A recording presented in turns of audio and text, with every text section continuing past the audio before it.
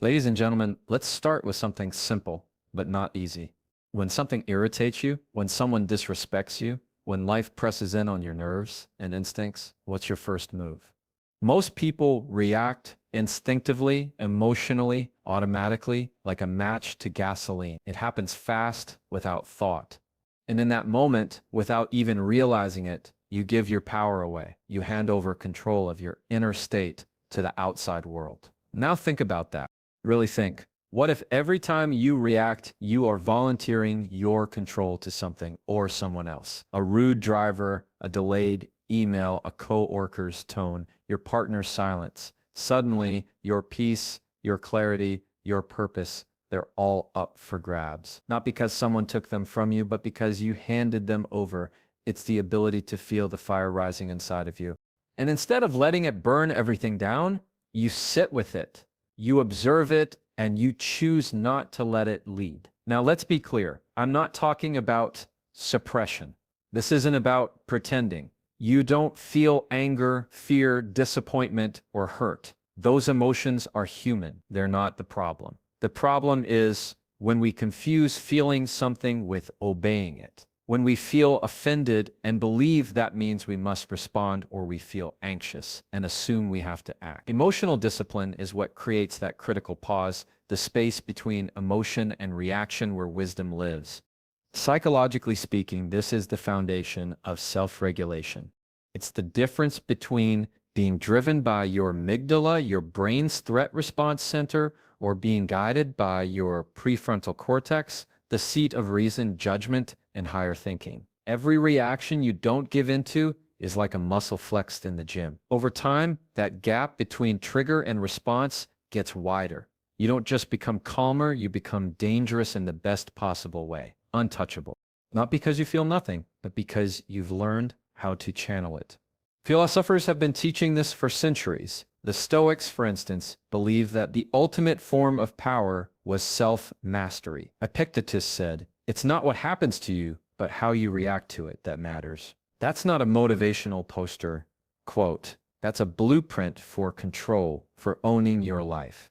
Because the truth is, no one can control everything around them. The news, your boss, your past, the economy, those are all outside of you. But how you react, that's yours always. We live in a culture of overreaction.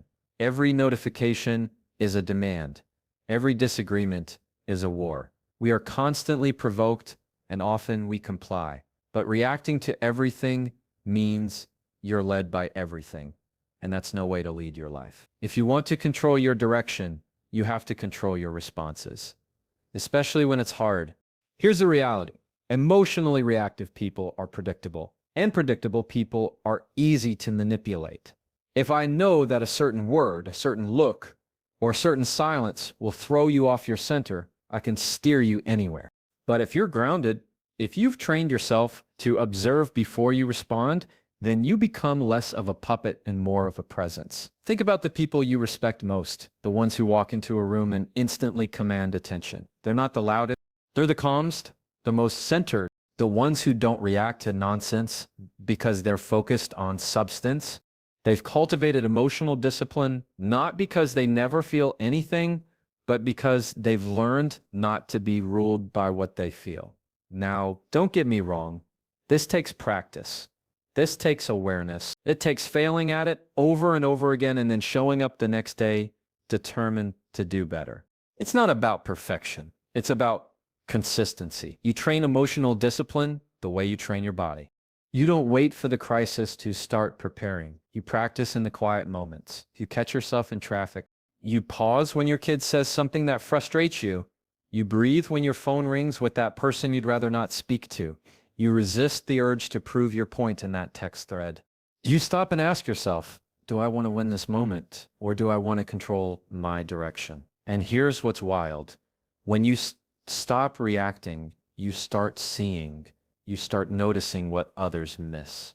You see patterns, not just provocations.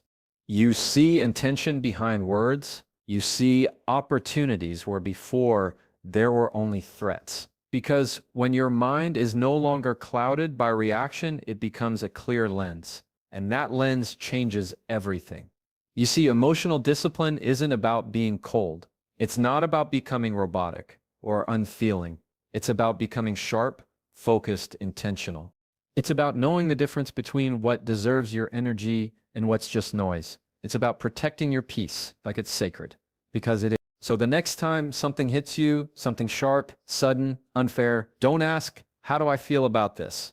Ask, what do I want to do with this? That one shift changes the game. You go from victim to leader, from triggered to centered, from reactive to powerful.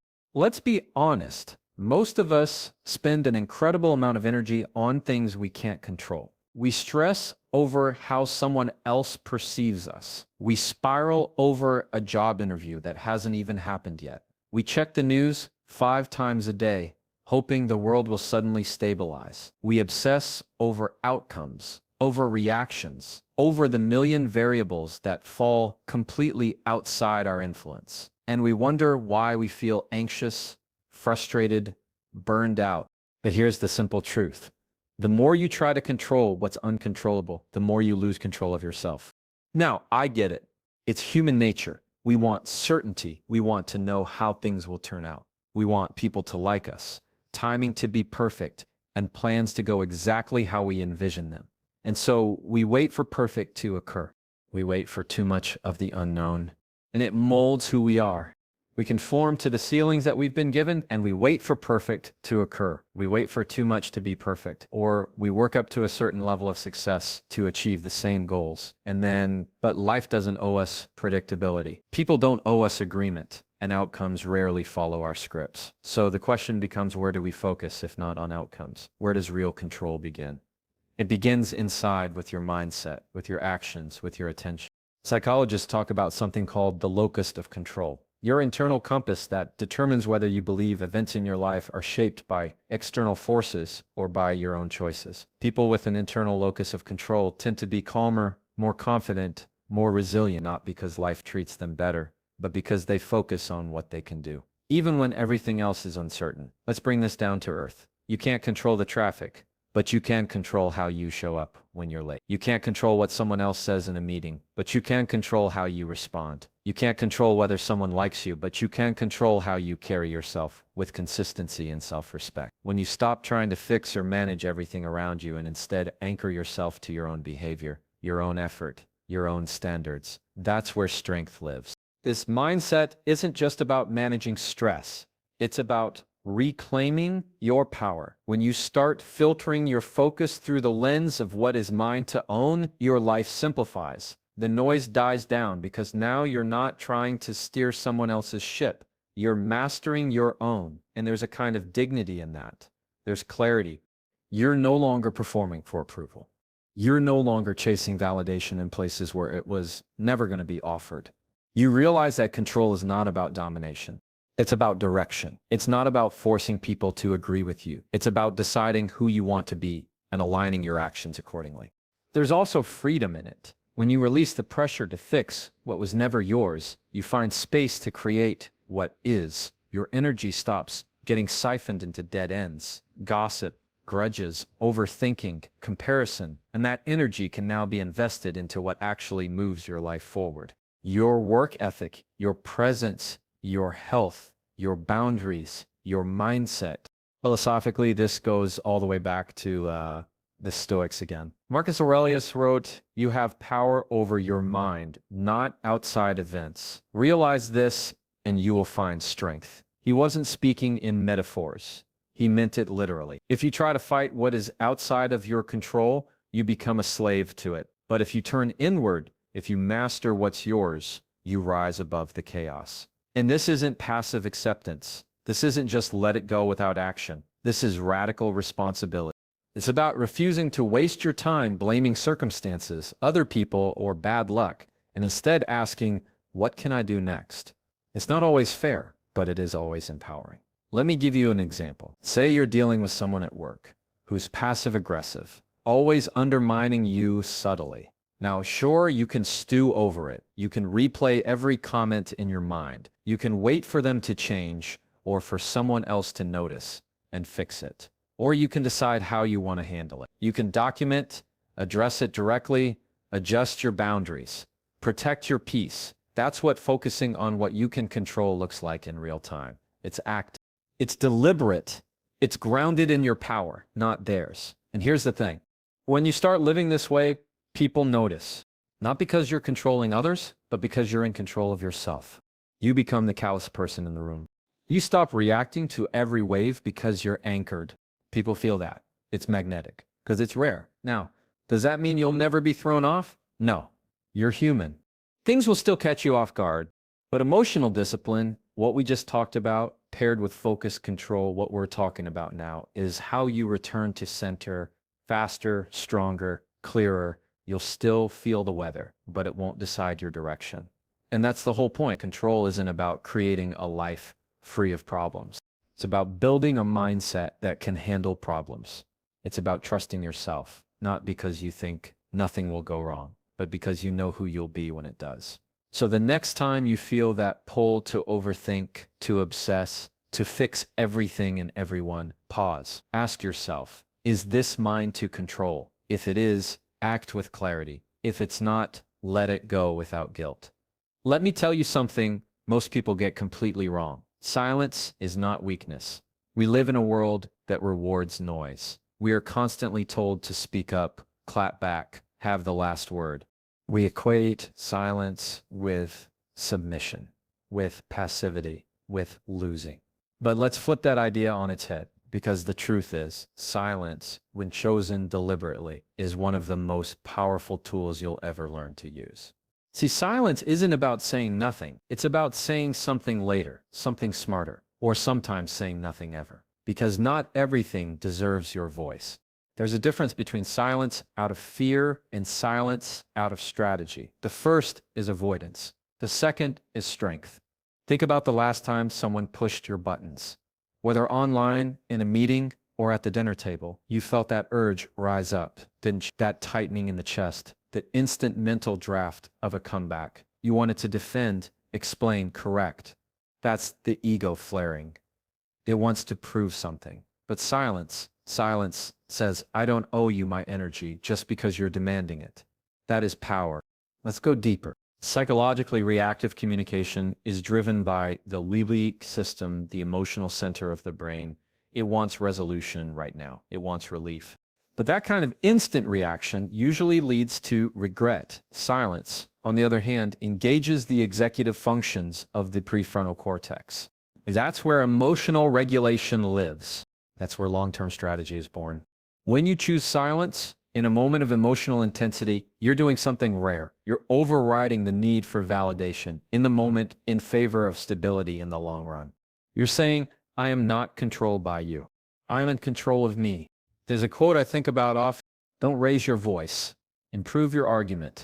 And sometimes improving your argument means not making one at all, especially when the conversation isn't about truth, but ego. You've seen this. Two people arguing, not to understand, but to win, to be louder, sharper, more seen. But what if the wind is not engaging at all? There's a certain calm that comes from knowing who you are, from not needing to prove it at every turn. And that calm is intimidating. Silence makes people uncomfortable because it forces them to sit with themselves. And if they were looking to provoke you, your stillness disarms them. It takes away the one thing they were hoping to control, your reaction. Philosophers and spiritual leaders across cultures have always understood this. In Taoism, they talk about woe, the concept of effortless action, of knowing when not to act. In Christianity, there's the principle of turning the other cheek, not as surrender, but as discipline. In Buddhism, mindfulness teaches us that not every thought is worth voicing. Silence is universal in its power because it transcends the need to dominate. It speaks a language only the secure can understand. Now, I'm not telling you to stay silent in the face of injustice or to suppress your truth. That's not strength. That's fear wearing a mask. What I'm saying is choose your voice the way a master chooses their tools, intentionally, purposefully. Not every situation deserves a reply. Not every insult deserves a response. Not every invitation to chaos needs an RSVP. When you speak from a place of calm rather than impulse, your words carry weight. People feel the difference. There's gravity and restraint. The person who doesn't need to speak every time they're provoked is the person you watch closely when they do speak. Because when they speak, it matters. Silence also gives you space. It's a filter. When you resist the urge to respond instantly, you allow your thoughts to settle. You gain clarity. You see what's really being said, not just what your emotions tell you is being said. And then take solace in the silence of the moment. You see what's really being said, not just what your emotions tell you is being said. They tell you the truth of your situation. You see what's really being said. That moment of stillness becomes your edge. It's where you regain your footing, your insight, your authority. In conflict, silence is often your best move, not as a weapon, but as a pause, a reset. It can de-escalate a fight, redirect a conversation, or simply protect your peace. And sometimes silence is the boundary, the refusal to participate in dysfunction. You don't need to scream that you're done. You just stop responding. That in itself becomes a message. And yes, silence requires confidence. It requires patience. It requires the inner stability to be misunderstood, mischaracterized, even judged, and still choose not to react. That's hard. But the people who master this, who learn to hold their center, even while the world spins, they're the ones who end up steering the ship. You don't have to show up to every argument you're invited to. You don't have to correct every false narrative. You don't have to react just because someone else wants a show. Your peace is not public property. And when you understand that, you stop performing and start leading. Silence is not retreat. It is presence. It's the conscious decision to protect your energy, to own your power, to respond with intention instead of noise. So the next time someone comes at you sideways or life throws chaos your way, try this. Say nothing just for a moment. Sit with the discomfort. Breathe. Observe. Let the need to prove something pass. Then if you choose to speak, let it come from a place that's calm, clear, and rooted. And if you choose not to speak at all, that's a choice too, a powerful one.